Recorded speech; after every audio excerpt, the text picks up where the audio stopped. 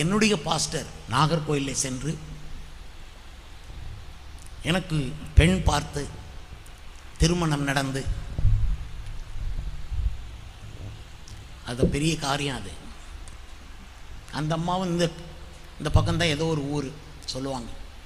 அவங்கள இந்து குடும்பத்தை சேர்ந்தவங்க. அவங்க ஈரெழுத்து ஆவி அவங்க அம்மாவுக்குள்ளே இருக்கு.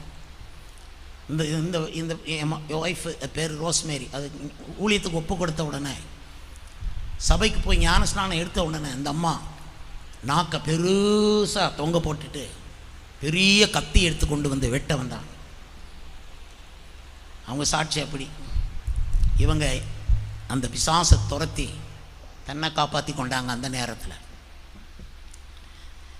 அந்த ரோஸ்மேரிக்கு நாகர்கோயிலில் நிறைய நகை போடுறவங்க. அவங்க நிறைய பேங்கிள், நிறைய வளையல்கள் நிறைய போட்டு வரும் அந்த சின்ன வயசுலேயே. அவங்க அப்பா ஒரு வியாபாரி. அதனால் இந்த அம்மா என்ன பண்ணியிருக்கு, இந்த மாதிரி போய் ஒரு ஜப வீட்டில் போய் முழங்கால் படியிட்டு எல்லாத்தையும் எடுத்து முழங்காலில் நின்று அவங்க அப்பாட்ட கொடுத்துட்டு, நான் ஊழியத்துக்கு வரேன், நான் ஊழியத்துக்கு போகிறேன்னு சொல்கிறார். அவள் தகப்பனாருக்கு கோபம், பயங்கர கோபம், தாய்க்கு பயங்கர கோபம். தாய்க்குள்ளே இருந்த ஈரெழுத்து ஆவி வெளியே வந்து தாக்கிச்சு. உடனே இந்த ரோஸ்மேரி உடைய ஜபம் நிறைய. அந்த ஜபத்தில் என்னென்னா, பரலோக தேவனே இறங்கி வருவார். வந்து கைப்பிடித்து கொண்டு கடற்கரை ஓரமாக கூட்டிகிட்டு போவாராம். மகளே வா என்று சொல்லி. அவர் ரொம்ப உயரமாக இருப்பாராம், இது சின்ன பிள்ளையாக இருக்குமா, அப்படியே கூட்டிக் கொண்டு நடப்பார். பூக்களிடையே கூட்டிகிட்டு போவார். ஒவ்வொரு பூக்களும் பெருசு பெருசாக அதனிடையே கூட்டிகிட்டு போவார். வாசனை நிறைந்த பூக்கள் நடுவே கூட்டு போவார். இப்படியெல்லாம் இயேசுவோடு பழகின இந்த பொண்ணு வாலிப வயதில். அப்போ ஒரு நாள் ஜெபம் பண்ணும்போது சொல்லுது, இயேசுவே நாத்மனேசரே, எனக்கு உலகத்தில் வேறு எதுவும் எனக்கு ஆசை இல்லை, எல்லாம் எனக்கு வேண்டாம், உமக்காக வாழ்வேன். ஆனால் எனக்கு உள்ளுக்கு ஒரே ஒரு ஆசை இருக்குது, அந்த ஆசை மட்டும் தயவுசெய்து நிறைவேற்றுங்கன்னு ஜெபம் பண்ணிச்சோம். என்ன ஆசை தெரியுமா? எனக்கு என்னைக்காவது ஒரு நாள் கல்யாணம் நடக்கும்.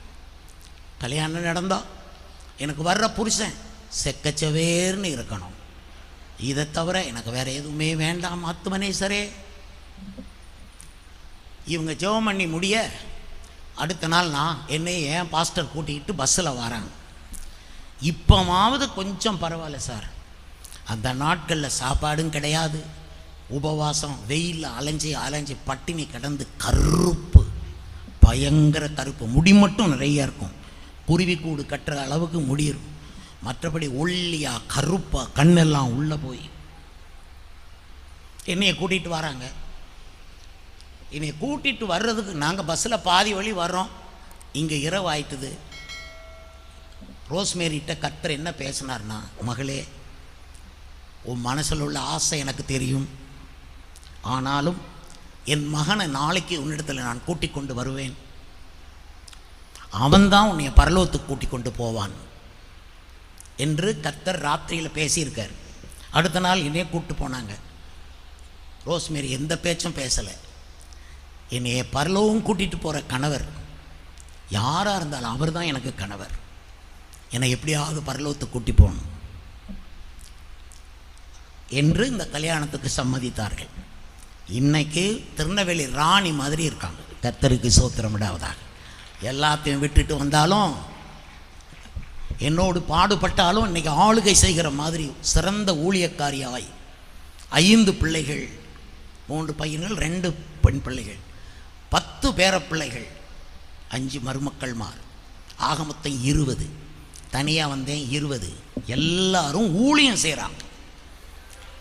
உன்னை கர்த்தர் அழைக்கிறார், உன்னை கர்த்தர் அழைக்கிறார். இது போலத்தான் உன்னை பெயர் சொல்லி கர்த்தர் அழைக்கிறார்.